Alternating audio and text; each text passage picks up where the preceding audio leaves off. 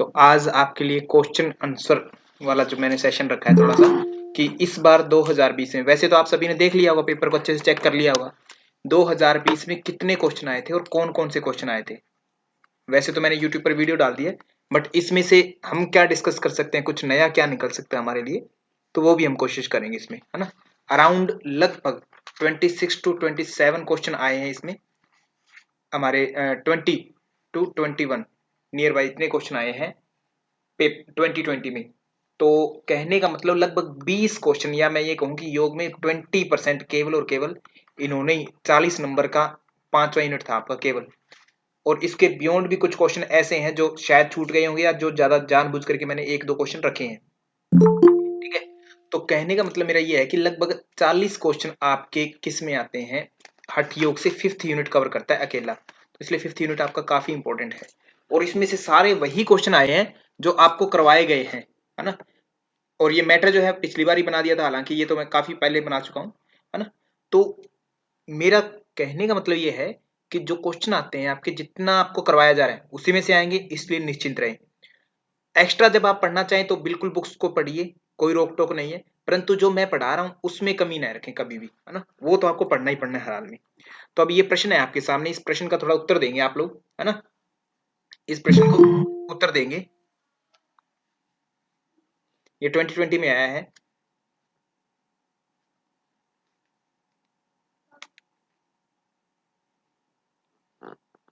और कोशिश करें लिख करके आंसर दें, ताकि फिर क्लास में ना शोर ना हो जाता, क्योंकि फिर एक दूसरे की बातें सुनाई नहीं देती किसी की भी, 2-3 बच्चे एक साथ उत्तर देते हैं तो, ठीक है। तो पूजा जी 1 दे रहे हैं, श्याम शंकर जी A कह रहे हैं, ठीक है।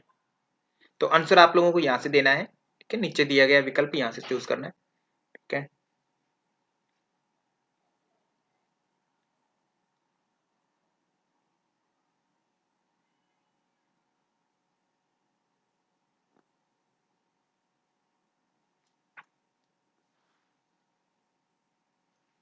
ओके, तो सभी ने एक आंसर दिया, माने ये कहना चाह रहे हैं, ठीक है। देख लेते हैं, उज्जाई की बात करें तो गले से संबंधित है, तो गले के संबंधित जितने भी रोग हैं उनमें लाभकारी होता है उज्जाई प्राणायाम, ठीक है। तो गले में अपना क्या आ जाता है, खांसी आदि आ जाती है ना, गले के रोगों में, ठीक है।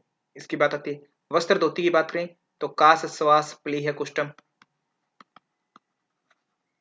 कुष्ठ और 20 प्रकार के कफ रोग, ये आते हैं।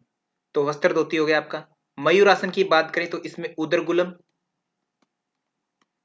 पथ्य पथ्य कहते कुछ भी नहीं रहता मयूरासन के करने वाले को, है ना। पेट संबंधी जो बीमारियां होती कहते उनमें लाभ होता है, पथ्य पथ्य नहीं रहता, आरोग्यता आती है, सभी रोगों का नाश ऐसे, है ना, हो जाता है। और कालकुट नामक विष का पाचन होता है, कालकुट नामक विष पाचन होता है, ठीक है। ये मयूरासन के लाभ थे, बट खांसी कहीं भी नहीं है मयूरासन में, तो आपका मयूरासन नहीं हो सकता, ये नहीं हो सकता। और हमसे ऑप्शन पूछे हैं 3-3 की फॉर्म में, तो ऑब्वियस ही बात है महामुद्रा में जरूर होगा, कहीं ना कहीं खांसी छुपी हुई है ना। महामुद्रा की अगर बात करें तो खांसी कहीं ना कहीं जरूर आपका रखा हुआ है, तो खांसी महामुद्रा में भी होना चाहिए, है ना। क्षय कुष्ठ आदि इसमें भी रोग आते हैं, कल ही हमने करवाया है। सर क्षय मतलब हाँ, टीबी, तो ऐसे ट्यूबरक्लोसिस, टीबी में तो फिर खांसी होती है काफी। यस यस, हाँ 2 हफ्तों से ज्यादा खांसी कहते हैं टीबी हो सकती है। तो क्षय मतलब आपका खांसी, है ना। तो ए बी और डी ये जहां पर भी है वो आपका ऑप्शन बिल्कुल ठीक होगा। तो जो व्यक्ति ईमेल आईडी अपनी चेंज करते हैं बार बार, तो उनके लिए एक संदेश है छोटा सा, कि 2 आंसर नहीं है इसका, एक है आंसर, है ना, A B D. Dharmendra ji आपके लिए, है ना, तो एक आंसर इसका, तो थोड़ा सा ध्यान देंगे, है ना। तो केवल और केवल आपको सही टिक करना है, चीजों को देखना है। यहां से अगर मान लो आपको एक पता है ना, जैसे वस्त्र धोती पता है आपको और उज्जाई पता है, ए बी, है ना, 2 का पता है, तो बाकियों को क्या करेंगे, एक्सक्लूड कर दीजिए। ए बी जहां पर नहीं है वो कभी भी नहीं हो सकते, ए बी होने ही होने, यहां पर भी ए बी, है ना, ए बी यहां भी नहीं है दोनों इकट्ठे, तो ये दोनों कभी नहीं हो सकते। यहाँ पर ए बी सी और ए बी डी है। ए बी अगर सी का पता है आपको क्या क्या है, 4 आसन बताए थे मैंने, है ना। एक मत्स्येंद्रासन था, 3 आसन के 4 लाभ, मत्स्येंद्र था, एक पश्चिमोत्तानासन था, एक आपका मयूरासन था। इन तीनों के 4-4 लाभ थे, जिनमें से कहीं पर भी खांसी नहीं था, कहीं भी खांसी नहीं है ना, क्षय आदि रोग नहीं है, 4-4 लाभ थे ना। तो इन चार के चार चार लाभ थे, तो ऑब्वियस ही बात है यहाँ पर खांसी तो नहीं होगा मयूरासन का, तो मयूरासन आपका इस प्रश्न के लिए सटीक आंसर नहीं होना चाहिए। तो ए बी डी आपका 3-3 के रूप में आंसर पूछे हैं, तो 3 आपके ये जो पहला आंसर है वो करेक्ट हो जाएगा। ठीक है, नेक्स्ट देखते हैं। सिंपल प्रश्न है, कोई कठिन नहीं है, कि कुछ भी इसमें है ना, मुश्किल चीज कुछ भी नहीं है।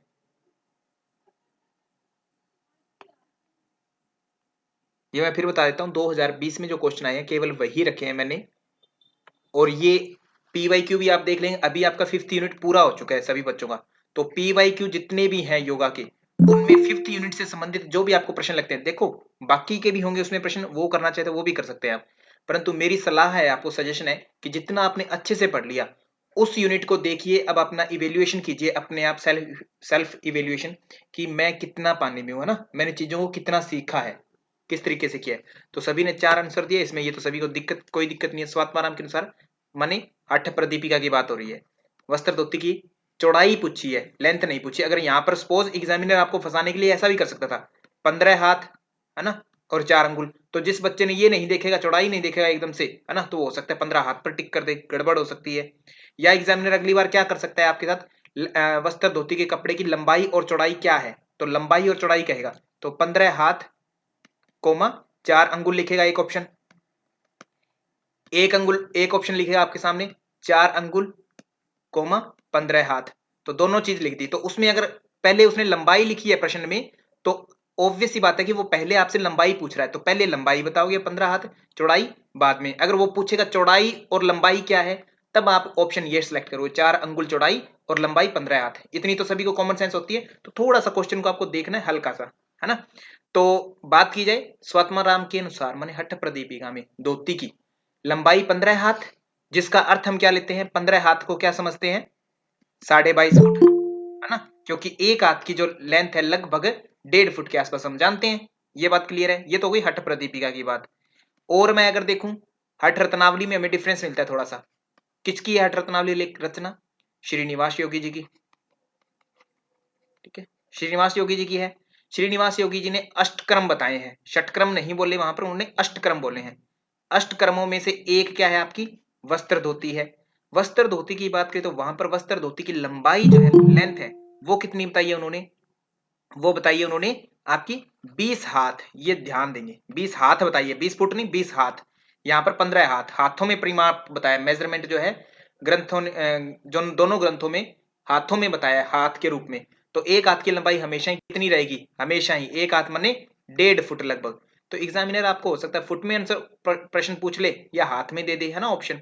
तो 20 हाथ अथवा फुट में देखेंगे तो कितना बन जाएगा, लगभग 30 फुट आपका वस्त्र धोती की लंबाई, किसके अनुसार, श्रीनिवास जी के अनुसार अथवा हठ रत्नावली के अनुसार। तो यहां पर हमसे हठ प्रदीपिका पूछा है स्वात्माराम जी, और जो चौड़ाई है वो दोनों ग्रंथों में सेम है, 4 अंगुल ही है हमेशा, है ना, तो इसमें कोई दिक्कत नहीं है। तो ये थोड़ा सा चीजों को समझ लेंगे, इस प्रकार से हमारे इसके आसपास के कोई क्वेश्चन है तो वो भी हम समझ लेंगे, है ना। अक्सर मेरे पास बच्चे जो जुड़ते हैं ना, सबसे पहले कहते हैं सर आपका पढ़ाने का तरीका बहुत अच्छा है, क्यों तो वो एक ही डायलॉग बोलते हैं सर, कहते जो आप यूट्यूब में एक बात बोलते हो ना, कहते एक क्वेश्चन अगर आ गया ना तो उसके 1 किलोमीटर तक इधर जाओ, 1 किलोमीटर तक कहते इधर जाओ, तभी आप प्रश्न कर पाओगे, है ना। ये डायलॉग वैसे ही मैं बोल दिया कभी इसी टाइम में बोला हूँ रिकॉर्डिंग में, तो बच्चे यही बात, कई सारे आप में से जुड़े होंगे इस तरीके से, तो कहते सर वो लाइन बड़ी अच्छी लगती है आपकी, कहता इसलिए मैं आपसे जुड़ना चाहती हूँ, है ना।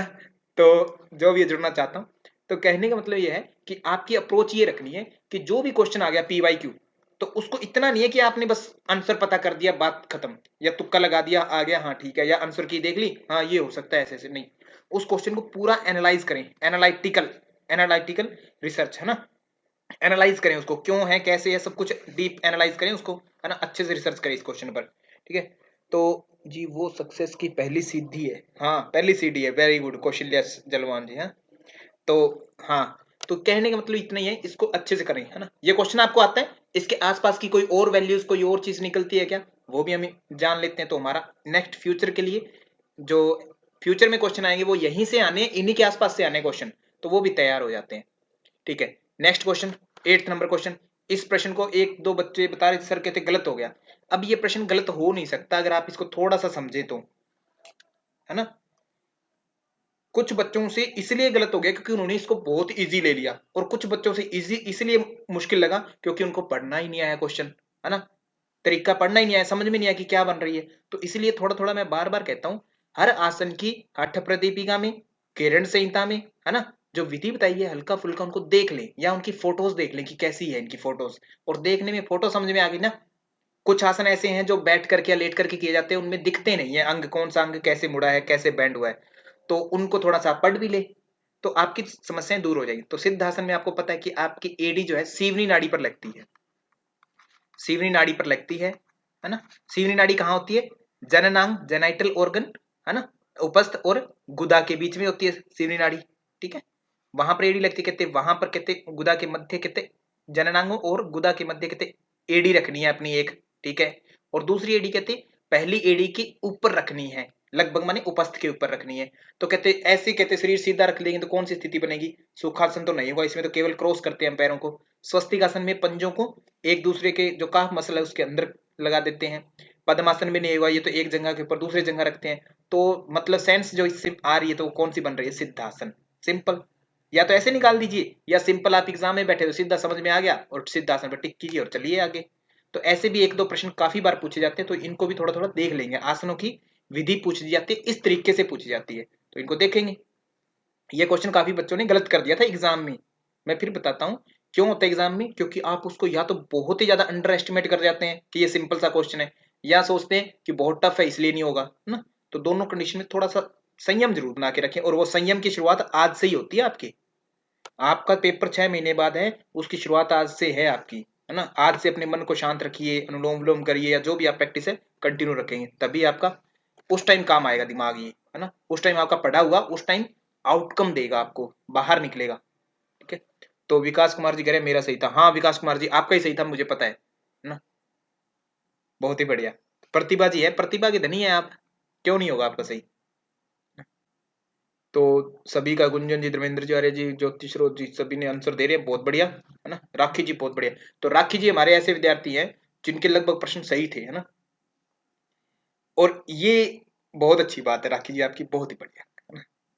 बाकी कम्युनिकेशन के तो कहने क्या आपके, ठीक है। तो प्रियंका जी एक, श्याम शंकर जी एक। तो अब मैं ये फिर दोहरा रहा हूं कि आप लोगों को स्टडी जो है सीरियस होकर ही करनी है, क्योंकि एक एक प्रश्न अपने मैटर से आया है, तो इसलिए आप लोगों को भागने की जरूरत नहीं है। कुछ बच्चे मुझसे पूछते हैं सर मैं वो वाली बुक खरीद लूंगा, मैं नाम नहीं लूंगा क्योंकि एडवर्टीजमेंट हो जाएगी, क्योंकि नाम लेने से एडवर्टीजमेंट नहीं करना चाहता मैं फ्री में, है ना। ठीक है। तो कुछ बच्चे पूछते हैं, कहते हैं सर मैं ये वाली बुक खरीदूं, ये कैसी रहेगी, वो कैसी रहेगी। मैं उनको कहता हूँ देखो, अब आपने इतने अगर 10-12 हज़ार रुपए लगा दिए, तो अब बुक खरीदने में क्यों क्यों खरीदना चाह रहे हो आप? अगर आपका उद्देश्य केवल मात्र नेट या जेआरएफ करना है तो हाँ, नॉलेज लेनी है आपको, तो जरूर 101% ऑथेंटिक टेक्स्ट पढ़िए आप। मुझसे भी ज्यादा ऑथेंटिक वो होंगे हमेशा, ठीक है। बट आपको नेट या जेआरएफ ही करना है, इतना ही उद्देश्य है, तो उसके लिए मैं सलाह दूंगा कि आप जो चीजें मैंने प्रोवाइड करवाई है वो आप अच्छे से पढ़ लीजिए, उनको वीडियोस को, हो जाएगा आराम से। इन्हीं में से क्वेश्चन आते हैं। तो शिव संहिता के अनुसार ईड़ा नाड़ी का दूसरा नाम क्या है? ईड़ा और पिंगला दो शब्द हम बोलते हैं, है ना। ईड़ा और पिंगला दो शब्द बोलते हैं। और वाराणसी शब्द प्रयागराज, है ना, वाराणसी ऐसे ही बोलते हैं, वाराणसी। ईड़ा पिंगला हम प्रोनाउंस करते हैं। तो इसमें कई बार कंफ्यूजन में आ सकता है बच्चा कि सर पहले असी थी या पहले वरुणा थी। तो वाराणसी ऐसे बोलते हैं, ईड़ा पिंगला भी ऐसे बोलते हैं। तो पहले जो होगी वरुणा, वरुणा थी, है ना, वरुणा, और असी के संयोग से वाराणसी बनता है। तो असी किसको कहा? पिंगला को। और वर्णा किसको कहा? ईड़ा को। और वर्णासी इसका जो कहते संयोग हो जाता है, कहता वही कहता वो जो परम पद की प्राप्ति है, प्राण जो कहते सुषुम्ना में चलना है, वो वाराणसी हो गया, ठीक है। तो कहने का मतलब ईड़ा नाड़ी का दूसरा नाम क्या है? वर्णा। कल को आ सकता है ईड़ा और पिंगला दोनों के क्रमानुसार नाम बताइए, तो क्या होगा? वर्णा, और पिंगला का नाम असी, सिंपल। और सुषुम्ना का क्या रहेगा? सुषुम्ना को हमेशा ही विश्व धारणी की संज्ञा दी जाती है, विश्व को धारण करने वाले, कहते पूरे शरीर को धारण किया हुआ है इसने, विश्व धारणी मतलब इस तरीके, इस अर्थ में। हाँ, तो ये वरुण जी कह रहे हैं, कहते गलत हो गया था, काफी बच्चों को हो गया था और इस कारण से जेआरएफ से छूट गई। वरुण जी हमारे ऐसे थे जो जेआरएफ के बिल्कुल टॉप करीब थे, बिल्कुल ही, है ना, एक या दो प्रश्न से रहे केवल ही। तो थोड़ी थोड़ी गलतियां हो जाती है, और ये पिछली बार भी करवाया था, आपको फोर्स किया था कि ये आएगा, हो सक में भी आ सकता है ऐसा। तो अजीब से जो क्वेश्चन होते हैं ना, उन पर निगाह बना के रखा करो, और रटो डेली चीजों को, रटते रहो, है ना। रटने से ही ज्ञान बढ़ेगा, नेट जेआरएफ रूपी, ठीक है। तो ये आगे है, गिरण संहिता के अनुसार शांभवी जायते ध्रुवम, लाभ है। अब इसमें बच्चा इस प्रश्न को देखकर डर जाता है कि तो सर संस्कृत में आ गया था इसलिए मेरा प्रश्न मुझे करना ही नहीं आया, ना। राखी जी ऐसा सोच सकते थे, बट राखी जी ने ऐसा सोचा नहीं, फिर भी इसका उत्तर दे दिया। तो शांभवी जायते ध्रुवम, संस्कृत नहीं आती बट शांभवी वर्ड लिखा है ना, और गेरंड संहिता में कहते हैं शांभवी। इन षटक्रियाओं से संबंधित प्रश्न, माने किस षटक्रिया से शांभवी होगी, इतना ही प्रश्न पूछना चाह रहा है इनडायरेक्टली आपसे, है ना। तो शांभवी जो है धर्मेंद्र जी को अच्छे से पता है ना। तो धर्मेंद्र जी को पता है तो ऑब्वियस सी बात है, क्या होगा, त्राटक, यही होना चाहिए। राखी जी ने त्राटक दिया है कि नहीं? हाँ, राखी जी ने त्राटक कह दिया तो इसका मतलब त्राटक ही होगा। तो धर्मेंद्र जी आप उत्तर बहुत गलत दे रहे हैं। धर्मेंद्र जी आपका ध्यान है ना, आप क्लास में ध्यान कहीं और रखते हैं हमेशा ही, और मुझे पता है आपका ध्यान कहाँ होता है अच्छे से, है ना। तो अपनी बुद्धि को और अपने ध्यान को थोड़ा ठीक करिए, ठीक है, क्योंकि अब मेरे विद्यार्थी बन चुके तो मैं डांट सकता हूँ सभी को, और सभी को डांटता हूं मैं। तो आप सुधरिए, क्योंकि आप रेगुलर हमेशा ही प्रश्न का उत्तर गलत दे रहे हैं। अब मुझे नहीं पता वो मजे लेने के लिए करते हैं कैसे करते हैं, है ना। तो इसको थोड़ा सुधारिए अपने आप को ना, कई बहुत सारे क्वेश्चन आपने गलत कर रखे हैं, और अपना थोड़ा ध्यान ठीक करिए ना। मैं फिर कहता हूं बार बार कि पढ़ने का मतलब नहीं है कि आपको चीजें आ जाएंगी, आप नेट जेआरएफ कर जाएंगे। पढ़ना इज नॉट इनफ। कितना पढ़ना है, कैसे पढ़ना है ना, सीमाएं क्या है आपकी वो जाननी जरूरी है, और किस तरीके से पढ़ना है। अभी आपकी अप्रोच जो है सब्जेक्टिव नहीं है, हर चीज को आप है ना उस तरीके से सब्जेक्टिव नहीं जान सकते, इसका कारण क्या है वो सोचो, एक एक चीज को जोड़ करके नहीं, ऑब्जेक्टिव है। जो जहां पर जो शब्द मिला उसको उसी रूप में आपको याद करना, बस उसका, है ना, कारण समझ में आए तो अच्छी बात है, ना आए तो उसी रूप में वैसे का वैसे उसको रट लीजिए, बस पी जाइए, उसके अर्थ को ज्यादा न खोजे। यही है आपके ऑब्जेक्टिव अप्रोच। सब्जेक्टिव में आप हाँ हर चीज को कोरिलेट करते हैं, एक एक चीज को कि वो चीज ऐसे है वो चीज ऐसे है, हर चीज को समझते हैं। बट ऑब्जेक्टिव में एक एक चीज का अपने आप में अलग अलग मीनिंग है, जहां पर जो चीज आएगी उसको वैसे ही उसी अर्थ में याद करिए। शांभवी का त्राटक से सिंपल है, धोती से कुछ नहीं था, कपाल भाती से कुछ नहीं था, नेति से भी शायद कुछ नहीं था, है ना। तो गेरंड संहिता के अनुसार आगे नेक्स्ट क्वेश्चन आया था, दो क्वेश्चन आए थे षटक्रमों से, ये पिछली बार मैंने बताया था, है ना। सरिता जी कह रहे सर ये पक्का आएंगे, मैंने कहा हाँ शायद आ सकते हैं, और सरिता जी ने कहा, उनकी वाणी सिद्ध हो गई ना, खेचरी आ गई ना। तो अब डायरेक्टली प्रश्न, है ना, समझ नहीं आता संस्कृत के चक्कर में किसी को, तो सिंपल सी बात है, खेचरी कहते हैं सिद्धि। सिंपल प्रश्न, इनडायरेक्टली किससे है, कहते हैं षटकर्मों से बताओ खेचरी किससे सिद्ध होगा, तो किससे होगा, ऑब्वियस सी बात है ना। ये तो सभी बता रहे हैं, आर्य योगा जी, शीला जी, ममता जी, सभी ने बता दिया, वरुण आहूजा जी, आर्यन वशिष्ठ जी, सुखदेव जी, सुखदेव जी बहुत बढ़िया, सुखदेव जी हैं कांगड़ी से, तो इन्होंने 90 प्लस स्कोर किया था इस बार योग में, पेपर 2 में, पहले पेपर के कारण थोड़ा मात खा गई, 90 प्लस सुखदेव जी, है ना। गुरुकुल कांगड़ी से बहुत ही अच्छी प्रतिभा की धनी है, तो सभी ने बहुत अच्छा आंसर दिया, ठीक है। तो नेति से आपका रिलेशन था इसका, नेति से खेचरी की सिद्धि होती है, यही बताया था, क्लियर है। त्राटक से आपकी शांभवी की सिद्धि हो रही थी, और नाद का प्रकाश किससे हो रहा था, नाद, नाद किससे उत्पन्न हो रहा था, कोई था इनमें से षट क्रियाओं में से नाद, हाँ कर्णरंध्र, बहुत बढ़िया। तो कानों से नाद का संबंध है, बहुत बढ़िया गुंजन जी, ठीक है। तो कर्णरंध्र जो है आपका नाद से संबंधित, सिंपल है, कोई दिक्कत नहीं, तीन ही लाभ थे इनके। आगे बात करें, गेरंड संहिता के अनुसार स्थिरता को किस माध्यम द्वारा प्राप्त किया जा सकता है, तो मैं बताता हूं बार बार, अब देखते ही बच्चा बता सकता है कि ये सप्तांग योग का प्रश्न है। गेरंड संहिता का तो है ही है, सप्तांग योग का, और सप्तांग योग से आज तक हर एक पीवाई की कोई भी उठा के लेना, डायरेक्टली इनडायरेक्टली घुमाकर फिराकर हर तरीके से एक से दो क्वेश्चन पक्का आए हैं सप्तांग योग में से। सप्तांग योग माने जो मैंने टेबल बनाई है कि किस योग का क्या लाभ है, षटक्रम का क्या लाभ है, शुद्धि है, आसन का क्या लाभ है, दृढ़ता, है ना, ऐसे ऐसे। तो स्थिरता किससे, मुद्रया स्थिरता चैव, मुद्रा से स्थिरता आती है, सिंपल। मैं ऐसा इमेजिन कर रहा हूं कि मैं फास्ट नहीं बोल रहा, ठीक ठीक ही बोल रहा हूँ, गति तेज नहीं है मेरी, ठीक है। तो गेरंड संहिता के अनुसार स्थिरता को किस माध्यम द्वारा प्राप्त किया जाता है, मुद्रा से, मुद्रा स्थिरता चैव। आगे बात करें, वेरी गुड, सभी आंसर बहुत अच्छा दे रहे हैं। धर्मेंद्र जी समस्या, सर जी क्षमा चाहता हूँ, फाइनल एग्जाम की रेस में ले गया था बात को। फाइनल एग्जाम की रेस में कैसे, बोल दीजिए, आज दिल की भड़ास वो निकालिए थोड़ा पहले। तेजी, थोड़ा देखा था इस वजह से उसको क्लिक कर दिया, दो क्वेश्चन नहीं इसी नहीं वजह से नहीं, गलत हुए बस। दो नहीं, तीन चार और कई बार होते हैं गलत, क्योंकि आप पर मेरी निगाह है खास रूप से, ठीक है, खास रूप से आप पर निगाह है जी मेरी। सर, अब नहीं होगा। हाँ जी ठीक है, तो प्रिय बनोगे तो प्रिय होने का नुकसान भुगतना पड़ेगा आप लोगों को ठीक है ना। तो चलिए, गेरंड संहिता के अनुसार स्थिरता को किस माध्यम से प्राप्त किया जाता है? स्थिरता सप्तांग योग है। सप्तांग योग की बात करें तो क्या क्या है? षटक्रम थे, क्रमानुसार सीक्वेंस ही पूछी जा सकती है इनकी। षटक्रम है, फिर उसके बाद में षटक्रम शोधनम चैव, षटक्रमण शोधनम चैव, है ना। उसके बाद में आसनेन भवेत् दृढ़म, आसन से दृढ़ता आती है ना।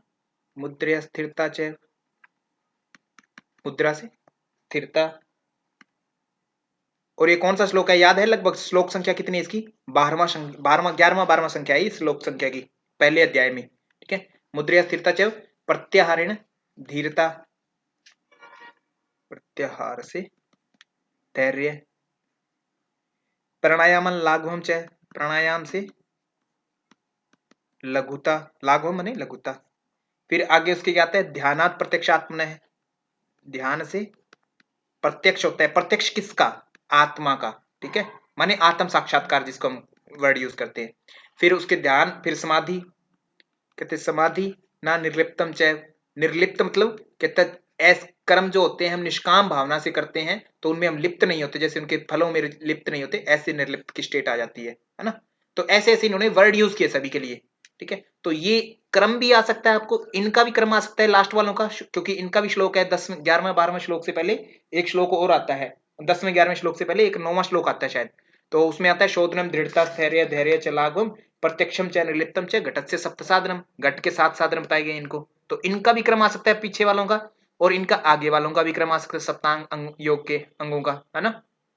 तो ध्यान रखेंगे दोनों की सीक्वेंस प्लस मिलान करना आ सकता है, किसी भी रूप में प्रश्न पूछा जाता है, आप इनको अच्छे से करेंगे। तो प्रियंका तोमर जी 9 लिखा है, 9 मींस 9 10, अच्छा 9वां 10वां श्लोक है, ओके ठीक है, 9वां 10वां 11वां, हाँ ये श्लोक है। ठीक है, तो इसको देख लेंगे आप। बहुत बढ़िया दिशांत जी, है ना। सुखदेव जी आपका तो कहने का, और सुखदेव जी के बारे में और बता देता हूँ कि इन्होंने सारे श्लोक भी रट रखे हैं लगभग सभी के सभी, है ना।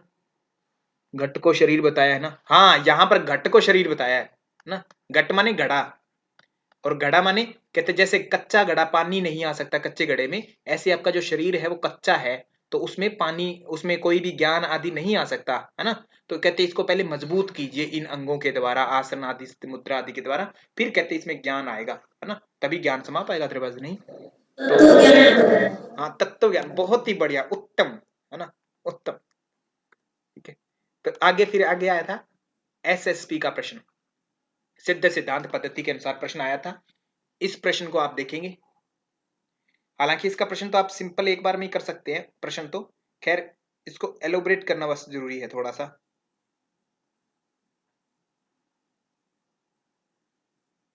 बताइए 4, गुंजन जी पढ़ना छोड़ दिया आपने बिल्कुल ही ना आजकल।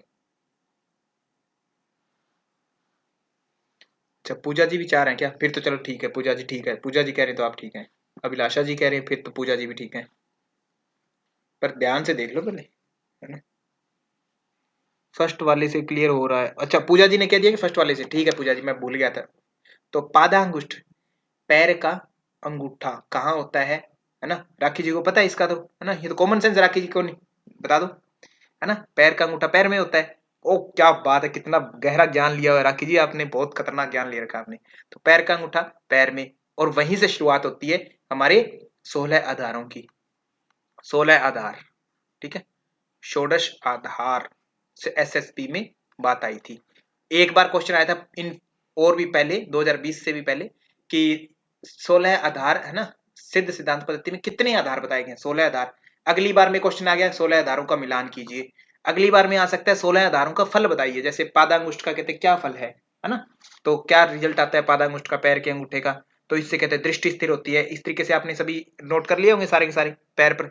तो इन चीजों की टेबल आपको बताई हुई है एसएसपी की, वो टेबल याद कर लेंगे। नाभि की बात, अगर दूसरा आधार हम बात करें, पहला आपका पादांगुष्ठ हो गया ना, पैर का अंगूठा, इनको मिला देंगे, इसी में से मिला देंगे। ठीक है, पहला पैर का अंगूठा, दूसरा मूलाधार, सूत्र बोला था, तीसरा आपका गुदाधार या गुदा, चौथा आपका बताया था मेढ्र, मेढ्र माने लिंग प्रदेश, पांचवा जो था उद्यान आधार,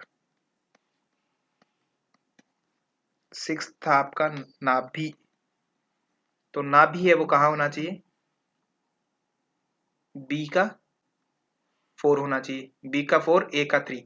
तो माने ऑप्शन नंबर तो आपका 4 ही क्लियर है, ये तो क्लियर है, इसमें कोई गड़बड़ नहीं है ना, क्योंकि ए का 3 और बी का 4 एक में ही मेल कर रहा है और किसी में नहीं। तो अगर एग्जाम में बैठे तो आप इसको तुरंत टिक कीजिए और आगे बढ़िए, बट यहाँ पर हमें थोड़ा समझना है चीजों को, तो हम देख लेंगे। तो पूजा जी बहुत ही बढ़िया, बहुत ही बढ़िया, क्या बात है ना। तो नाभि हृदय, फिर आपका कंठाधार आया था, 7वां हृदय, 8वां कंठाधार आया था। इनके पीछे आधार शब्द लगा लेंगे बस। 9वां जो है आपका घटिका आधार, 10वां तालु आधार, 11वां जीवा आधार, 12वां आपका भ्रूमध्य आधार,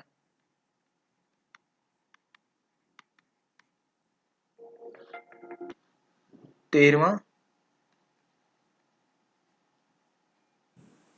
नासाधार, नासा मूलक, कपाट आधार, 15वां आपका ललाट आधार, माथा, और 16वां था आपका ब्रह्मरंध्र, जिसे आकाश चक्र की संज्ञा यहाँ दे रही है, ब्रह्मरंध्र जिसे आकाश चक्र की संज्ञा दे रहे हैं यहाँ पर, ये ध्यान देंगे, ठीक है। ओके, तो ये आपका कितने हो गए, ये आपके 16 आधार हो गए। तो 16 आधारों में ये बताया, और इन पर ध्यान से क्या क्या फल मिलता है उनको भी आप बुक में एक बार पढ़ लेंगे अच्छे से, क्योंकि नेक्स्ट टाइम में आपसे वही प्रश्न पूछा जा सकता है। तो 16 आधार, 16 आधार से रिलेटेड जो बातें हैं सारी देख लेंगे, यहाँ पर हम नहीं देख सकते, बट आप अच्छे से इनको देख लेंगे। हाँ, नासाधार और नासामूल, ठीक है, तो इनको आप समझ लेंगे, ठीक है। ओके, आगे देखें 54। तो पूजा जी आपने लिखा है तो ऑब्वियस ही बात है, सही लिखा होगा, आपको ज्ञान है चीजों का, बहुत अच्छा। तो आगे 54 नंबर प्रश्न, हठ रत्नावली के अनुसार मूल बंध के अभ्यास से तत्व कौन कौन से क्या क्या हो जाते हैं। तो और इतनी जल्दी आंसर दे दिया पहले ही प्रश्न बोलने से पहले ही, बहुत बढ़िया। शीला जी, अजीत नरवाल जी, गुंजन जी, मोहित जी भी है क्या क्लास में, सतीश आर्य जी, अभिलाषा जी, प्रियंका तोमर, श्याम शंकर पांडे जी, आर्यन वशिष्ठ और बिंदु शर्मा जी, पूजा जी, मनिका जी, रीना जी, विकास कुमार उर्फ प्रतिभा पाटिल जी, ममता जी, धर्मेंद्र जी, वरुण जी, राखी जी, रुचिका देवी, ज्योति सरोत और प्रियंका जाजरा। अच्छा, प्रियंका जी ने भी आंसर दिया है, बहुत बढ़िया प्रियंका जी। तो प्रियंका भी हमारे पास 2-3 हो चुके हैं, है ना। तो वेरी गुड, बहुत अच्छा आंसर दिया धर्मेंद्र जी आपने भी। तो हठ रत्नावली के अनुसार हम मूल बंध, अब ऑब्वियस ही बात है, बुक कोई भी हो, मूल बंध की जब भी बात आएगी तो वो एक तो अपान पर अपना रिएक्शन करता होता है, रिएक्ट करता है, माने नीचे से एनएस को जब हम आकुंचन प्रसारण करते हैं तो वहां पर प्राण हमेशा ही हर ग्रंथ के अनुसार अपान ही है गुदा भाग में, तो अपान को एक्टिवेट करेगा और ऊपर से प्राण को एक्टिवेट करता है ना, कंट्रोल करता है उसको। तो अपान और प्राण का ही मिलन होगा, ऑब्वियस, कोई कॉमन सेंस बात है हर ग्रंथ में, ये बात है। अब यहाँ पर नाद और समान, प्राण समान, प्राण उदान का कोई अर्थ नहीं है, आंसर अपना सिंपल सी बात है 2। और क्या क्या फायदे हो सकते हैं, कल को क्या प्रश्न आ सकता है भविष्य की, है ना, योजना बनाते हैं, कहते हैं सरिता जी, कहते हैं सर कल का क्या भरोसा है, कल का कोई भरोसा नहीं है, परंतु फिर भी सरिता जी क्वेश्चन तो आ सकता है ना, तो बनाने दो ना। एक तो सरिता जी बिल्कुल ही भाग्य में विश्वास नहीं करते, कहते कल की बात क्यों करें सर, कल की बात नहीं करेंगे तो फिर आज पढ़ाई नहीं कर पाएंगे, वर्तमान नहीं कर जी पाएंगे ना। तो ठीक है, तो आगे है, कहते हैं हठ रत्नावली के अनुसार मूल बंध के अभ्यास से क्या क्या होता है, 2 चीजें हो रही थी वहां पर, एक तो प्राण और अपान का मिलन हो रहा था, एक और किसी चीज का हो रहा था, ये पूजा जी जानते हैं, शायद बताएंगे नहीं अभी, मुझे लगता है ना। पूजा जी बता दो, मैं भूल गया। सर नहीं सर, सच मुझे में नहीं नहीं याद है। बताओगे, अरे मुंह कर गए ये बात। दिशांत जी आपने बचा लिया, आज तो बच गया मैं, नहीं तो मैं भूल गया था। मैं पूजा जी पर भरोसा करके आ गया क्लास में। स्क्रीन दिख रही है ना सभी को, कि स्क्रीन ही गायब होगी सच में। ओके, स्क्रीन ठीक है, ठीक ठीक। हाँ, तो नाद और बिंदु की एकता और प्राण और अपान, इन 2 की एकता बताई थी मूल बंध के अभ्यास से, कहां पर, हठ रत्नावली में। तो ये दोनों पॉइंट आपके इंपॉर्टेंट है, ये ध्यान रखेंगे। तो कल को प्रश्न क्या आ सकता है आपसे, प्रश्न यहां मिलेगा आपको कि नाद और बिंदु, है ना, और प्राण और अपान, नीचे आपको दिया गया कूट चयन कीजिए, ए एंड बी दोनों, है ना, B and C, C and D, ऐसे। तो आपको प्रश्न तैयार रखेंगे पहले से कि ये आएगा तो एक तो नाद बिंदु और एक प्राण अपान, दो की एकता होती है सिंपल मूलबंध में, आठ रत्नावली में। क्लियर, कोई दिक्कत नहीं है। फिर है आगे बीज मंत्र की बात है, मणिपुर की बात कर रहे हैं, है ना। तो मणिपुर कहाँ है? छत्तीसगढ़ में। छत्तीसगढ़ में कहाँ है? मिजोरम में है? कहाँ है मणिपुर? है कि सेवन सिस्टर में है? सेवन सिस्टर भी कोई वर्ड है, ममता दीदी, ठीक है। चलिए, राखी जी घूमे हुए भाई, राखी जी के बारे में बताया तो पूरा देश घूम रखा है इन्होंने, भारत देश का भ्रमण कर रखा है राखी जी के बारे में। ये बात मैं बतानी भूल गया, माफ करिएगा राखी जी, आपके बारे में बता नहीं पाया अच्छे से मैं, है ना। तो पूरा देश भ्रमण कर रखे इन्होंने, सेवन सिस्टर के बारे में इनको पता होगा। तो धर्मेंद्र जी बहुत बढ़िया। तो हमारे कितने हैं षट चक्रों की बात होती है हमेशा ही, कौन कौन सा होता है? नीचे से शुरू करते हैं, पहला हमेशा ही मूलाधार कहा जाएगा, मैंने बार बताया हुआ आपको। जब भी हम चक्रों की संख्या करेंगे किसी भी ग्रंथ के अनुसार, तो हमेशा फर्स्ट काउंटिंग जो होगी नीचे से शुरू होगी। पहला मूलाधार होता है षट चक्रों में, दूसरा स्वाधिष्ठान होता है, तीसरा आपका होता है मणिपुर, चौथा आपका अनाहत, पांचवा आपका विशुद्धि, और छठा आज्ञा चक्र। यही होता है, ठीक है। अब इनके लिए बीज मंत्र क्या है? नीचे से शुरू करते हैं हम, है ना। ले, व, रे, ये, है, और ऊपर आज्ञा का ओ, है ना। ये बीज मंत्र सभी का, छह के छह। तो इनकी ट्रिक क्या थी? ऊपर सभी के बिंदी लग जाते, लम वम रम यम हम। इस पर भी साधना होती है, करके देखना कभी मन में, है ना। भयंकर रिजल्ट मिलेंगे इसके, बहुत ज्यादा। बट प्रार्थना है कि मत करिएगा ऐसा, क्योंकि रिजल्ट खतरनाक हो सकते हैं आपके लिए। खतरनाक मतलब शरीर घड़ा जो है कच्चा है, घड़े को पकाना सबसे पहले बहुत जरूरी है। जो ऐसा करते हैं तो उनके साथ गड़बड़ आ जाती है, और नए आए इसके लिए पहले घड़े को पकाना अपने को, है ना, फिर ताकि वो करे आप। ये छोटे छोटे बीज मंत्र ऐसे लगते हैं, खतरनाक बहुत है, खतरनाक मतलब बहुत शक्तिशाली है, ठीक है। ओके, तो आगे फिर बात, हाँ आगे इनकी अगर बात करें तो तत्वों से कैसे संबंधित थे? पांच तत्व होते हैं हमारे, पांच तत्वों में कैसे रिलेशन है? पांच तत्वों की बात करें तो सबसे पहले तत्व कौन सा आता है ना, स्थूल से सूक्ष्म की ओर, माने तो आपने बोला था बेस हैवी होता है, तो फिर सबसे पहले यस, पृथ्वी वाह मतलब। वाह वाह वाह पूजा जी, बहुत ही बढ़िया ज्ञान है आपका, बहुत ही। फिर पृथ्वी जल, फिर अग्नि, फिर वायु, आकाश, है ना। ये आपकी पांच जो है ना, ये पांचों के पांचों तत्व इस तरीके से कनेक्टेड है। तो कल को आपसे चक्कर आ जाए, किसी रूप में प्रश्न पूछा जाए, है ना, तो प्रश्न भी कर लेंगे, ठीक। तो अगर धारणा आ गई आपसे कि धारणा में कौन सा है, जैसे गिरण संहिता में धारणाएं दी गई थी पांच, और आपको उसमें वशिष्ठ संहिता में मिलेगी, उपनिषदों में मिलेगी, धारणाएं भी मिलेंगी, पांच पांच धारणाएं। तो उन धारणाओं में कौन सा बीज मंत्र कब है? गोरख संहिता में भी हमने धारणाएं की, तो वहां पर आपको कौन सा बीज मंत्र है? किसमें? जल से कौन सी धारणा होती है? आंबसी धारणा। आंबसी धारणा में बताइए कौन सा बीज मंत्र होगा? किताब वम बीज मंत्र होगा ना। आग्नेयी धारणा, अग्नि पर होती है किताब, कौन सा बीज मंत्र? रम बीज मंत्र होगा। तो इस प्रकार से जिस धारणा में जो बीज मंत्र है वो हम नोट कर लेंगे, उसमें कोई गड़बड़ नहीं होगी। तो तत्वों का बीज मंत्रों से और बीज मंत्रों का चक्रों से क्या रिलेशन है वो क्लियर हो गया। इस रूप में कभी भी कोई प्रश्न आए, यहां से भी प्रश्न आते रहते हैं, हर बार आते हैं, कोई ना कोई किसी न किसी रूप में प्रश्न आते रहते हैं। और इनकी पांच पांच पांच महाभूतों की पांच तन्मात्राएं भी है ना, रूप रस जो क्या नाम है इसका, हाँ, शब्द, स्पर्श, रूप, रस, और पृथ्वी का जो है गंध, ये पांचों की पांचों तन्मात्राएं भी आ जाती है, तो ये भी आपको याद होनी चाहिए। तो मणिपुर चक्कर की बात की जा रही है, कहां पर है? तीन में, रम। एग्जाम में आपको चार्ट बना के देखने की जरूरत नहीं है, अगर आपको शक हो तो थोड़ा सा बना लेना जल्दी से, है ना, रफ एंड टफ बना करके तुरंत आगे बढ़ जाए, है ना। तो राखी जी, है ना, ध्यान रखना, इस बार छोड़ना नहीं है किसी भी चीज को। तो ये हो गया 59। तो अभी मैं यही कह रहा हूँ आपको कि आप में एक्यूरेसी तो आ गई सभी में, बहुत बढ़िया, है ना। सभी विद्यार्थी एक्यूरेट आंसर तो देने लग गए, बट अब लाना है आपको टाइमिंग में अंतर। जैसे धर्मेंद्र जी को आती सारी चीजें हैं, बहुत ही आदर और मान सम्मान के योग्य हमारे धर्मेंद्र जी हैं, जो आइडिया बदलने में विश्वास रखते हैं, जीमेल आइडिया, है ना। तो उनको आती तो सारा कुछ है, बट समस्या ये है कि जल्दीबाजी के चक्कर में गलती हो जाती है। और आपके साथ प्रीवियस एग्जाम में हुआ होगा, जिन्होंने बच्चों ने एग्जाम दिया इस बार, तो उनके साथ, सभी के साथ हुआ है कि 5 से 6 क्वेश्चन ऐसे गलत हुए उनकी, जो सबसे इजी लग रहे थे उनको।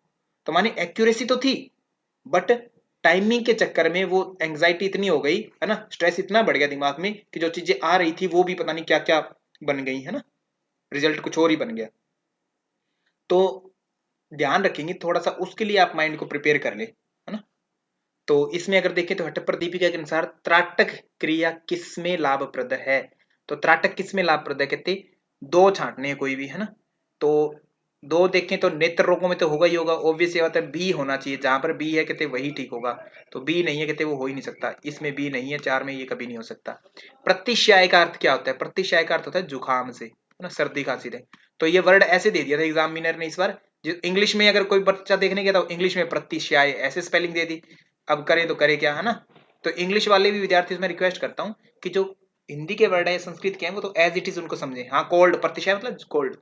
तो नेत्र रोग और तंद्रा माने आलस्य, तो ए और बी आपके दोनों में लाभप्रद होता है आपका जो त्राटक है वो। और इसके लिए एक बात और कही जाती है, सोने की पेटी के समान, सोने की पेटी। नेक्स्ट टाइम क्या एग्जाम में आ सकता है आपके लिए प्रश्न कि हार्ट कपेटकम किसे कहा गया है, हार्ट कपेटकम किसके लिए वर्ड यूज हुआ है, ऐसा प्रश्न पूछा जा सकता है। या फिर एक जगह पर रतन सुपेटकम की भी बात आती है, रतन सुपेटकम, कहता रतन की पिटारी अथवा हार्ट कपेटकम सोने की पिटारी के समान संभालने के लिए बताया गया है। या इसको ये ऐसे प्रश्न पूछा जा सकता है कि वह क्रिया बताएं हठ रत्नावली हठ प्रदीपिका के अनुसार जिसको अति गुप्त रखने के लिए कहा गया है, गुप्त रखने के लिए, सोने की पेटी के समान या रतन की पेटी के समान, तो वो कौन सी है, त्राटक है, सिंपल है ना। तो हठ रत्नावली में रतन सुपेटकम बोला, बहुत बढ़िया गुंजन जी, काफी अच्छा पढ़ रहे हैं आप इस बार। और हार्ट कपेटकम हठ प्रदीपिका, गुंजन जी के बारे में बता देता हूँ, गुंजन जी ने फर्स्ट अटेम्प्ट में, है ना, मास्टर की थी लास्ट सेम में, फर्स्ट अटेम्प्ट में ही इन्होंने अपना नेट कर दिया, बहुत बड़ी बात है, अपने आप में एक रिकॉर्ड है ये, फर्स्ट अटेम्प्ट में ही कर दिया। और कहते हैं सर मैं कभी स्कूल कॉलेज नहीं गई कभी, है ना, रेगुलर कभी क्लासेस अटेंड नहीं करी, फिर भी मैंने कर दिया, वाह वाह बहुत बढ़िया गुंजन जी, शाबाश, है ना, ऐसे ही करते रहो। इस बार फर्स्ट अटेम्प्ट में जेआरएफ कर दो, है ना, फर्स्ट ही होगा जेआरएफ के लिए, तो पहले तो नेट के लिए अटेम्प्ट था, अभी जेआरएफ के लिए फर्स्ट अटेम्प्ट होगा ना, कर दो इस बार, देखी जाएगी जो होगा वो, बहुत बढ़िया गुंजन जी। ओके नेक्स्ट, आर्य योगा जी, सतीश आर्य जी, बहुत ही बड़ी प्रतिभा की धनी है सतीश आर्य जी ना। काश सरिता जी कक्षा में होते, छोड़ के जा चुके हैं शायद सरिता जी कक्षा, कोई बात नहीं, उनकी जैसी मर्जी। तो राखी जी बहुत ही अच्छा, अद्भुत, राखी जी के बारे में मैं बात बता देता हूँ, इन्होंने पूरा देश भ्रमण कर लिया है, कम्युनिकेशन स्किल इनकी बहुत अच्छी है। तो कोई भी इनसे कम्युनिकेशन सीखना चाहे तो हम उनके लिए स्पेशल क्लास लगा सकते हैं 5 मिनट की अंतिम डेली, है ना, ताकि ये हमें सिखा दे। इनसे मैं रिक्वेस्ट कर लूंगा, प्रार्थना विशेष रूप से, अगर ये माने तो। बट पहले इनका काम ये है कि प्रश्नों को पढ़े और आंसर दे हमें, है ना, तो आंसर देते जा रहे हैं। प्रियंका जाजरा जी बहुत अच्छा, ठीक है, 2 और 1 दोनों आंसर चूज कर दिए, तो ठीक है। तो वशिष्ठ संहिता के अनुसार कौन सा अभ्यास है भ्रूण हत्या जैसे, और इस पर हमने अच्छी से चर्चा भी की थी, मैंने बताया भी था। तो भ्रूण हत्या, पहले तो वशिष्ठ संहिता में योग कौन सा है, अष्टांग योग है। व्यक्ति कौन कौन है, शक्ति और वशिष्ठ ऋषि है दोनों। वशिष्ठ संहिता है किसका ग्रंथ, हठ योग का ग्रंथ है, एक हठ योगा का, एक योग वासिष्ठ है, क्लियर, एक योग वासिष्ठ है और एक वशिष्ठ संहिता है। तो दोनों में से हठ योग का ग्रंथ कौन सा है, ऐसा प्रश्न आ गया सपोज आपके लिए, तो बताया था मैंने कैसे याद रखेंगे, है शब्द से, वशिष्ठ संहिता में है शब्द है मतलब हठ योग, सिंपल, इसमें है नहीं है तो ये हठ योग का ग्रंथ नहीं है। और किसी का भी हो चलेगा, हमें क्या दिक्कत है ना, हठ योग का नहीं है, ये किसका है, खाली योग का है। कौन सा सिद्धांत मानती है, अद्वैत, वो आगे हम देखेंगे। खैर योग वासिष्ठ अभी हमने पढ़ाया नहीं है तो उस पर हम चर्चा भी नहीं करेंगे, है ना। तो वशिष्ठ संहिता के अनुसार कौन सा अभ्यास भ्रूण हत्या जैसे पाप से मुक्त कर सकता है, तो भ्रूण हत्या की जब बात आई थी तो वो प्रत्याहार में नहीं आई, समाधि में भी नहीं आई, ध्यान में भी नहीं आई, प्राणायाम में आई थी, ठीक है, प्राणायाम में भ्रूण हत्या आई थी। और प्राणायाम ऑप्शन नंबर 1 पर है, तो जिनको भी ये प्राणायाम 3 पर दिखाई दिया है, किसी को 2 पर दिखाई दिया गया है ना, किसी किसी को, तो वो कृपया थोड़ा सा, है ना, देखेंगे ध्यान से, ये 1 नंबर पर है प्राणायाम, है ना। तो प्राणायाम से भ्रूण हत्या पाप से मुक्ति मिलती है। अब दूसरा प्रश्न आ सकता है क्या इससे रिलेटेड भविष्य में, प्राणायाम के बारे में अगर दूसरा प्रश्न हम देखें तो क्या आ सकता है, कहते संसार से पार करने वाला, संसार समुद्र, संसार तारक, कहते संसार से तारने वाला, संसार समुद्र से पार करने वाला, है ना, वो कौन सा है, ठीक है, मुझे दिखाई नहीं दिया, अच्छा आपको दिखाई नहीं दिया क्या,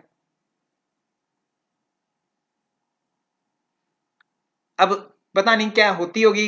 देखो ये है ना, सब चीजें सब हमेशा होती आई हैं, हमेशा हर चीज होती आई है, हर चीज हमेशा होती है। सब चीजें जो तुम्हें दिखाई दे रही कहते सब प्राचीन है, कोई नया नहीं हो रहा है ना। बस ये है कि तुम्हें फीलिंग्स जो है नहीं आ रही, कहते सब होता आया है ना। भ्रूण हत्या होती होगी, पक्का होती होगी। इन्होंने अगर वर्ड यूज किया तो ऑब्वियस ही बात है, इतनी प्राचीन बुक में तो होता होगा, है ना। क्योंकि उस समय भी ये चीजें चल रही होंगी किसी भी किसी रूप में, चलो वो अलग बात है ना। जैसे कि भ्रूण हत्या की मैं बात करूं कि एक सिंपल सा उदाहरण देते हैं कि लड़कियां पैदा करना बहुत से समाज में या बहुत से मतलब घरों में, है ना, जो है मतलब पैदा होते ही उनको मार दिया जाता था। ये तो आपने इतिहास पढ़ा ही होगा, हिस्ट्री देखी होगी, है ना।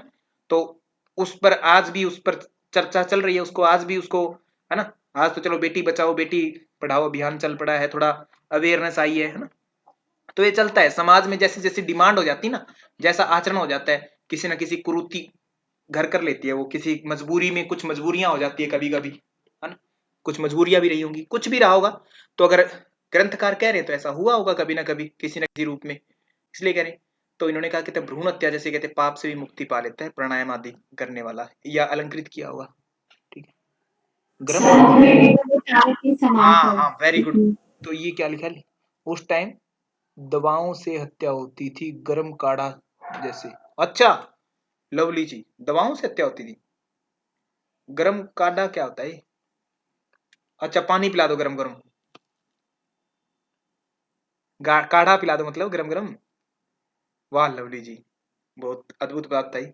तो लवली जी भी सरिता जी के समान ही है, खूब ज्ञानवान है, पर सरिता जी की जगह कभी नहीं ले पाएंगे आप, फिक्र मत करो, ठीक है। हाँ ज्यादा गर्म चीजें, अच्छा ठीक है। चलो नई बात पता चली, अद्भुत, अलग ही है कुछ, ठीक है। ठीक है, तो प्राणायाम हो गया, संसार सागर से पूजा जी हंसिए मत, है ना। संसार सागर से पार करने वाली प्राणायाम का अभ्यास, क्लियर। और देखें और क्या प्रश्न आ सकता है, कहता वशिष्ठ संहिता में प्राणायाम के अभ्यास से कितने समय में भ्रूण हत्या जैसे पाप से मुक्ति कर लेता है साधक? 1 वर्ष में, 2 वर्ष, हाँ 1 मास, वाह बहुत बढ़िया। किसने बोला ये, ना कौन बोला? प्रतिभा जी, अच्छा अद्भुत प्रतिभा। प्रतिभा जी के बारे में मैं बताना भूल गया, मैं माफी चाहूंगा प्रतिभा जी। ये वास्तव में प्रतिभा जी अद्भुत प्रतिभा के धनी है ना। तो इन्हीं के नाम पर हमारे एक राष्ट्रपति ने भी अपना नाम रख लिया था, आदरणीय माननीय प्रतिभा पाटिल जी के नाम से हम जिनको जानते हैं, इन्हीं के नाम पर रखा गया था उनका नाम, ठीक है। बहुत बढ़िया, ठीक है। तो 1 मंथ में, ठीक है, ये प्रश्न नेक्स्ट आ सकता है इन फ्यूचर, तो ये ध्यान रख लेंगे। और प्राणायाम कौन सा था? ओंकार प्राणायाम, प्रणवात्मक जिसको हमने बोला था वहां पर, प्रणवात्मक 16 बार करना। यस, हाँ 16 बार करने योग्य, 16 मात्रा वाला, है ना, ये बात आया था। और क्या आया था उसमें कि जो प्राणायाम है 16 में क्या पूरक, और कुंभक 64 में, और रेचक जो है 32 में, 1:4:2 का अनुपात था। और इसकी मात्राएं भी थी ए उ और मैं से, है ना, इस प्रकार से भी था। और इसके बारे में और कुछ जो चीजें थी आसपास में, देवियां भी थी, है ना, तो वो भी हमें सृजन धारण हाँ वगैरह। हाँ सृजन, है ना। आपने कहा सांस लेना मतलब सृजन होना, मतलब हाँ सांस सृजन, लेता वेरी गुड, है। बहुत बढ़िया, बहुत बढ़िया, है ना। शॉर्टिंग मत करो। ठीक है, तो ठीक है, सरिता जी क्लियर करना जरूरी था, नहीं तो सागर इसको गर्म से होट ठीक है, तो ये चीजें आप देख लेंगे ना, ठीक है। आगे हम देखें तो 66 नंबर प्रश्न, तो इस चीज को प्राणायाम वाले को विशिष्ट संहिता में अच्छे से पढ़ेंगे डीप में। 66 जो है गेरिन संहिता के अनुसार, ये प्रश्न तो, है ना, सरिता जी गुंजन जी ने बताया था कि तो सर ये आएगा अगली बार, अपनी बात वाणी से बोला था, गुंजन जी जो कहते हैं वो हो जाता है ना। अब कोई ये नहीं कहता कि गुंजन जी की जबान काली है, काली नहीं, वो अच्छी है, उसको अच्छा कहते हैं, है ना, कि जो कहते हैं वो हो गया। गुंजन जी आपने जो कहा वो हो गया, गुंजन जी ने कहा था ये प्रश्न आएगा सर पक्का, मैं लिख के देती हूँ, और यही प्रश्न आ गया, ठीक है। तो वाह गुंजन जी, आप सच में बहुत अच्छे से। और इस बार भी बताइए कोई प्रश्न क्या आ सकता है इन फ्यूचर। तो राखी जी ने 2 आंसर दिए, बहुत बढ़िया। शक्ति चालिनी जो मुद्रा है, योनि मुद्रा से पूर्व करनी चाहिए, जिससे कहते हैं योनि मुद्रा जो है अधूरी है, किसके बिना? शक्ति चालिनी के बिना, ठीक है। योनि मुद्रा में कुछ रिजल्ट बताए थे, कुछ फायदे बताए थे, लाभ बताए थे। क्या बात बताए थे लाभ इसके? इसके भी लाभ क्या थे? हाँ इसमें भी आपने बताया था कि चक्रों का भेदन बताया हाँ, था चक्रों का और भेदन, सुरापी, गुरुतल्प गमन, हाँ हाँ, सुरापी वगैरह ऐसा बताया था। भ्रूण हत्या और ब्रह्म हत्या जैसे पाप से मेन जो बड़ी बात थी है ना, वो तो है ही है। ठीक है, भ्रूण, सुरापी और ऐसा कुछ बताया हाँ हाँ, था। सुरापी, सोती हुई खुरापी। हाँ सुरापी और हाँ सुरापी मतलब सुरापान करने वाला, मद्यपान आदि करने वाला। ठीक है, तो वो उससे उसमें भी लाभ मिलता है। और भ्रूण हत्या और ब्रह्म हत्या यहाँ पर भी इसके लिए भी वर्ड आया था, योनि मुद्रा के लिए भी। ठीक है, और ये शक्ति चालनी के बाद में करनी चाहिए। योनि मुद्रा कहते हैं अन्यथा उसके बिना अधूरी है। और योनि मुद्रा किस रूप में करनी है? जो हम षणमुखी मुद्रा जिसको व्यवहार में बोलते हैं, ध्यान रखेंगे, षणमुखी जिसे हम व्यवहार में बोलते हैं, उसको गेरंड संहिता में शब्द उसके लिए यूज हुआ योनि मुद्रा, गेरंड संहिता में। ठीक है, प्रथम अंगुली जो है आपकी, तर्जनी जो है वो कहां पर लगेगी? ठीक है, एक एक शब्द आया था उसमें, तर्जनी जो है कहते हैं आंखों पर लगेगी आपकी, है ना। अंगूठों से आपके कान बंद होंगे, आपके जो जो आगे मध्यमा जो है वो आपके नासिका पर लगेगी, है ना। और जो अनामिका है वो आपके ओष्ठ पर लगेगी, ऊपर वाले साइड में। और जो लिटिल फिंगर है, सबसे छोटी है, कनिष्ठ है, वो स्वतंत्र रहेगी, या उसको भी चाहे, हाँ जी। ठीक, तो इस तरीके से ये चीजें बताई थी। क्या मिलान किसमें होगा ये भी आप ध्यान रखेंगे। सर तड़ागी डिफाइन करना, तड़ागी तड़ाग के समान पश्चिमोत्तानासन के अंदर बैठ, पश्चिमोत्तान की स्थिति में बैठ करके पेट को पीछे की तरफ तानना, पश्चिम को पीछे की तरफ तानना, और उसको तड़ाग की भांति, जैसे लहरें ऊपर नीचे होती है पानी, है ना, तड़ाग में, ऐसे ही पेट को आगे पीछे करना, है ना। ये है तड़ागी मुद्रा। सर मैं, ओके ओके पूजा जी, जरूर जरूर जरूर, थैंक यू सो मच। तो तड़ागी हो गया अजीत जी, ओके। नेक्स्ट है 67 नंबर प्रश्न। तो ये प्रश्न काफी इंपॉर्टेंट है, काफी इंपॉर्टेंट है। इस बार इस फॉर्म में आया है, नेक्स्ट टाइम में किसी और फॉर्म में आ सकता है।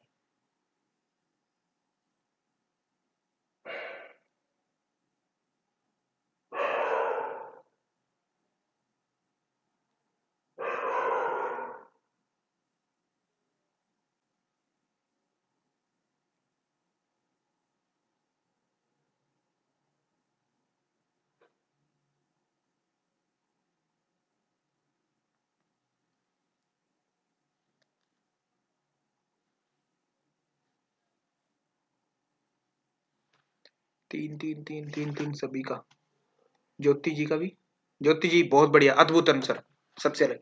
तो तीन देवियां आई थी शिव संहिता के अनुसार, रजोगुण से परिपूर्ण देवियां से माया को क्या कहा जाता है? माया को कहते हैं, तीन रूप बताए थे। ये एक आंसर कैसे दिया है किसी ने? ओके ठीक है, सभी का तीन है। अच्छा, राखी जी ने तीन आंसर दिया, तो इसका मतलब तीन ही ठीक है। तो शिव संहिता के अनुसार तीन देवियां, है ना। रजोगुण से कहते परिपूर्ण, माया को किस रूप में जानते हैं? रजोगुण की बात करें तो अगर देखें तो देवियां तीन गुणों में थी, त्रिगुण होते हैं ना, एक सत्व होता है, एक रज होता है, एक तम होता है, तीन गुण होते हैं, सात्विक, राजसिक और तामसिक। सात्विक की बात करें तो सात्विक गुण वाली देवी किसे कहा गया है? लक्ष्मी को कहा गया है। राजसिक गुण वाली की अगर बात करें तो इसे कहा गया है सरस्वती। हालांकि ये सुनने में समझने में थोड़ा अजीब लगता है, ओड लगता है, बट जो कहा गया वो हम, मैंने फिर बताया कि जो चीजें जैसे कही गई है उनको उसी रूप में हम याद करते हैं ना, जिस ग्रंथ में। ऑब्जेक्टिव स्टडी का यही तरीका है करने का, ना, अदरवाइज हम दिक्कत में आ जाएंगे। और तमोगुण जो है कहते किसको कहा गया है? तमोगुण जो बोला गया है दुर्गा को बोला गया है। ठीक है, तमोगुणी जो देवी है। ठीक है, अब ये देवी किसी न किसी को, देवता को पैदा भी कर रही है, किसी न किसी चीज को पैदा कर रही है। कहते हैं सात्विक गुण वाली जो लक्ष्मी है वो किसको पैदा कर रही है? सात्विक गुण वाली लक्ष्मी जो है कहते हैं विष्णु को पैदा करती है। ठीक है, अब इसमें भी आप लोगों ने, है ना, विवाद खड़ा हो जाता है, कहते सर विष्णु को पैदा करती है, विष्णु तो खुद इसके वो माने एक तरह से पति के रूप में दिखाए जाते हैं ना, तो वो भी एक सही बात है। मेरा ठीक है, इसका मतलब गुंजन जी का भी ठीक है। राखी जी ने आंसर तीन किया है, तो इसका मतलब जिन्होंने तीन दिया सभी का ठीक है। राखी जी वेरीफाई करने के लिए रखे हुए हमने, है ना। राखी जी ने दो आंसर दिया है, तीन दिया है, राखी जी ने तीन दिया है, ठीक है। तो ओके, आगे चलते हैं। रजोगुण हो गया। तो रजोगुण में अगर बात कर रहे हैं, आपसे रजोगुण पूछा गया, आप तीन आंसर कैसे दे रहे हैं?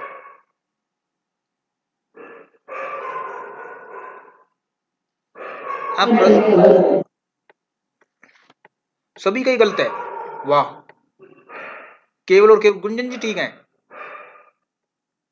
अच्छा, मैंने भी ऑप्शन अभी देखा, केवल ही गुंजन जी ठीक है, वाह सही, वाह, केवल गुंजन जी ठीक है। राखी जी, आपके कारण मुझे आंखें नीची करनी पड़ी, आपको खेद प्रकट करना चाहिए इसके कारण, इसके लिए। ठीक है। तो गुंजन जी बहुत बढ़िया। तो सरस्वती की बात करे थे, सतोगुण वाली लक्ष्मी जो है विष्णु को पैदा करती है, रजोगुण वाली सरस्वती जो है वो किसको पैदा कर रही है? रजोगुण वाली सरस्वती जो है आपके विष्णु, सॉरी, रजोगुण वाली सरस्वती जो है ब्रह्मा को पैदा कर रही है। ठीक है। और तमोगुण वाली दुर्गा जो है, कौन बच गई अब? ईश्वर बच गए, कहते हैं रुद्र नहीं ईश्वर। ठीक है, ईश्वर को पैदा करे। ईश्वर वर्ड आता है वहां एग्जाम में, आप रुद्र याद नहीं करेंगे, सूत्र में ईश्वर आया श्लोक में तो ईश्वर ही रखेंगे। तो इन तीनों का क्रम अच्छे से नोट कर लेंगे। नेक्स्ट टाइम में आपसे इतना पूछा जा सकता है, बताइए कि इनमें से शिव संहिता के अनुसार कौन सा क्रम सही है या कौन सा गलत है। तीन ऑप्शन दे देंगे, एक चार और दे देंगे कोई भी, या उपरोक्त तीनों ही गलत है ऐसे करके, है ना।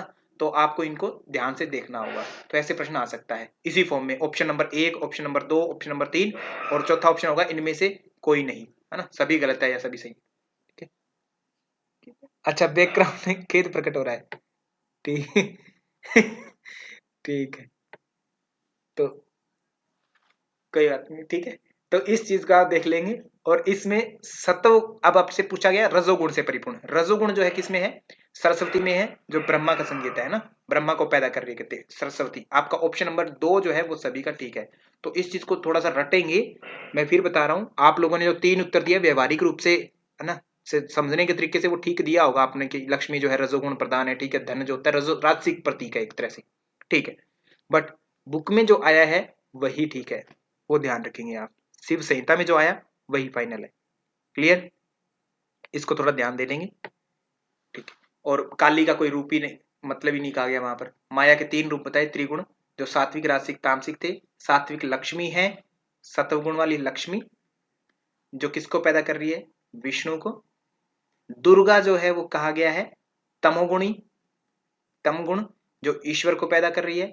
और जो आपका राजसिक है रजोगुण जो है वो किसको कहा गया है? सरस्वती को, जो कि ब्रह्म को पैदा कर रही है। तो इस रूप में वहां संज्ञा दी गई, इनका मिलान किया गया। तो इन चीजों को आप ऐसे ही नोट करेंगे। क्लियर? आगे फिर आगे है हठ रत्नावली में महायोग।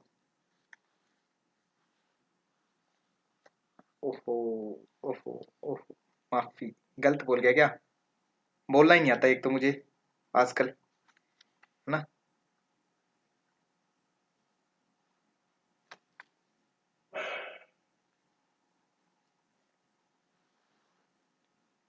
अच्छा, उत्तर बोल गया मैं ना। हठ रत्नावली के अनुसार चित्त वृत्तियों के नियंत्रण को क्या कहा जाता है? चित्त वृत्ति निरोधास्तु महायोग है प्रकीर्तित है। कहते हैं चित्त वृत्ति के निरोध के लिए किसे कहा गया है? महायोग को कहा जाता है, चित्त वृत्ति के निरोध के लिए। यहाँ पर अगर हम देखें इसका जो फाइनल आउटकम है, रिजल्ट देख के क्या क्या क्या थे 4 अंग। एक तो मंत्र योग था, एक आपका लय योग था, एक राजयोग था, एक आपका हठ योग था। ये 4 योग बताए गए हैं हठ रत्नावली में। क्लियर? मल MLRH, हाँ वेरी गुड, बहुत बढ़िया रेवका जी। तो ये 4 योग आपके बताए गए, यही उनकी सीक्वेंस है महायोग की। और महायोग को चित्तवृत्ति निरोध के लिए कहा गया है हठ रत्नावली में, कहते हैं चित्तवृत्ति निरोध होता है इनसे। फिर आगे आता है आपका नेक्स्ट प्रश्न, वशिष्ठ संहिता के अनुसार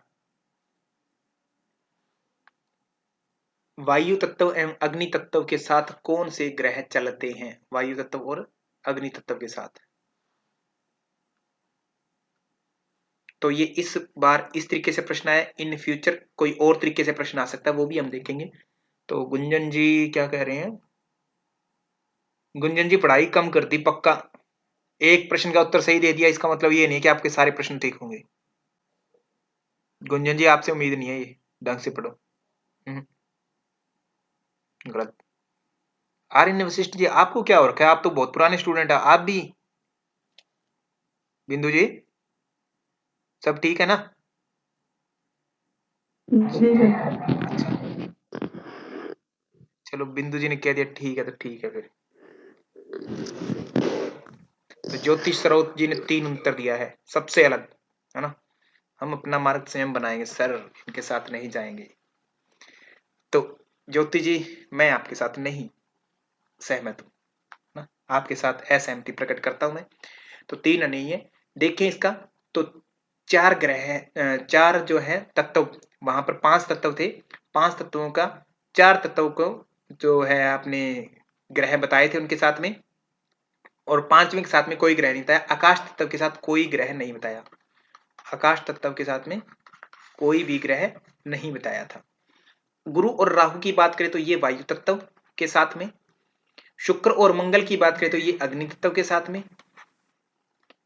और आगे अगर बात करें बुध और रवि की तो ये है भूमि तत्व, माने जिसको हम पृथ्वी कहते हैं। उसके बाद में क्या बचता है आपका जल, चंद्र जो जल के समान दिखाई देता है, जल से तुलना करते हैं शीतलता से, तो जल तत्व चंद्रमा, ठीक है, ये बात आई थी। शनि और बुध जो है इनका कोई लेना देना नहीं है, शनि जो है केवल जल के साथ है और बुध जो है पृथ्वी के साथ में, तो ये अलग अलग है, ये जोड़ा ही गलत है अपने आप में, ठीक है। सर मैंने ट्रिक बनाई थी हाँ जी और बताइए। ग्रुप में भी भेजी थी। हाँ बहुत उत्तम ट्रिक थी, जबरदस्त ट्रिक थी आपकी। वायु के गुरु राह में आ गए और अग्नि शुभ मंगलकारी है। भूमि पर बुध भगवान बुध की रोशनी है, रवि से रोशनी। हाँ जी। बुध से मतलब जो ट्रिक बनाई थी सर वो बुध और रवि की बनाई थी कि पृथ्वी पर बुध भगवान की रोशनी है। वाह बहुत बढ़िया। और चंद्र और शनि से जल से बना था कि सच है, मतलब सच, सा से सा और चार, चंद्र से चार, सच है, जल सच है, सत्य है। ठीक है, बहुत ही बढ़िया, शाबाश ना। तो प्रियंका जी हमारे ट्रिक मेकर हैं, बहुत ही अद्भुत ट्रिक बनाते रहते हैं। कोई बात नहीं प्रियंका जी, एक बार दिशांत जी कह रहे हैं ट्रिक दोबारा भेजना, है ना, तो ये दिशांत जी पता नहीं कहाँ खोए रहते हैं, चलिए इनके लिए एक बार ट्रिक फिर से भेज दीजिएगा आप एक बार ग्रुप में ना, ठीक है। तो इसमें देखें तो नेक्स्ट टाइम में क्या क्वेश्चन बन सकता है, आपको 4 तत्व दिए रहेंगे और सामने कोई एक ग्रह दिया रहेगा यहाँ पर, तो उनका मिलान करना होगा आपको इस तरीके से, है ना। तो ये इस रूप में प्रश्न आता है, तो अच्छे से इन तीनों चारों को रट लेंगे, गुरु राहु वायु, शुक्र मंगल अग्नि, बुध रवि भूमि, चंद्र शनि और जल, इस तरीके से आप इनको रट लेंगे। आकाश तत्व में कोई भी ग्रह नहीं बताया गया, ये ध्यान रखें। तो इसके अनुसार अगर देखें तो हमसे वायु और अग्नि पूछा गया था, तो वायु और अग्नि में ए एंड बी, माने यहां पर है उत्तर, तो ये हमारा ऑप्शन नंबर 1 जो है बिल्कुल सही हो जाएगा सभी का, ठीक है। तो बहुत बढ़िया, सभी ने एक आंसर दिया, राखी जी ने भी एक आंसर दिया, तो ये तो बहुत अच्छी बात है, अद्भुत। तो ये है आगे नेक्स्ट प्रश्न, शक्ति चालिनी जो मुद्रा है उसके अभ्यास के दौरान कौन सा आसन किया जाना चाहिए। शक्ति चालिनी मुद्रा के दौरान अगर मैं बात करूं हठ प्रतिपिका की, तो वहां पर एक शब्द आता है शक्ति चालिनी मुद्रा के लिए, कहता वज्रासन में बैठ करके करना चाहिए, ठीक है, ये आता है। बट वज्रासन के लिए एक पहले अध्याय में कुछ और कह करके चलते हैं स्वामी स्वात्माराम जी, कहते सिद्धासन के कहते 3 नाम है ना, और सिद्धासन के 3 नाम है, कहते एक तो वज्रासन है, वज्रासन, मुक्तासन है ना, और गुप्तासन है, कहते ये इसी के नाम है। कहते जब भी मैं ग्रंथ में ये नाम लूंगा ना तो समझ जाना कहते सिद्धासन की बात हो रही है, माने इनडायरेक्टली शक्ति चालिनी किस में करनी है, सिद्धासन में। मैंने बताया था आपको कि आपको वज्रासन और सिद्धासन ऐसे शब्द दिखाई दे तो आपको ध्यान रखना कैसे आपको टिक करना है आंसर, तो सिद्धासन में। और गैरंड संहिता में भी सिद्धा कहा जाता है कि सिद्धासन में ही करो, गैरंड में तो ऐसे ही कहा जा रहा है, और बाकी ग्रंथों में भी सिद्धासन ही वर्ड आएगा। तो ओवरऑल शक्ति चालिनी जो मुद्रा है हमेशा सिद्धासन में ही करने योग्य बताई जाती है। तो 4 नंबर ऑप्शन आपका सभी का ठीक है, वेरी गुड, ठीक है, इनको आप अच्छे से देख लेंगे। तो ममता जी गुप्तासन में कहाँ आ गए आप, अच्छा गुप्तासन प्रायवाची, बहुत बढ़िया। तो ये लास्ट प्रश्न है, जल्दी से आंसर दीजिएगा इसका।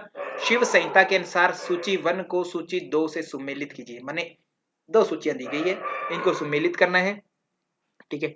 और मैं बता देता हूं कि ये पिछली बार सरिता जी का प्रश्न बिल्कुल गलत हो गया एग्जाम में, है ना, उनको ये प्रश्न नहीं आया आज तक, इतनी बार मैंने उनको समझाया ये प्रश्न ढंग से पढ़ लीजिए आप, और उनको यही प्रश्न नहीं आता, ठीक है। इसको आप क्या कहेंगे, आप मेरी कमजोरी कहेंगे या सरिता जी की, ऑब्वियस सी बात है सरिता जी की कमजोरी मानेंगे इसको, है ना, बट कहना मत तुमको, है ना, वो बुरा मान जाएंगे ऐसे, बाकी मानते तो मानने दीजिए, बुरा आप कह सकते हैं, कोई फर्क नहीं पड़ता, ठीक है।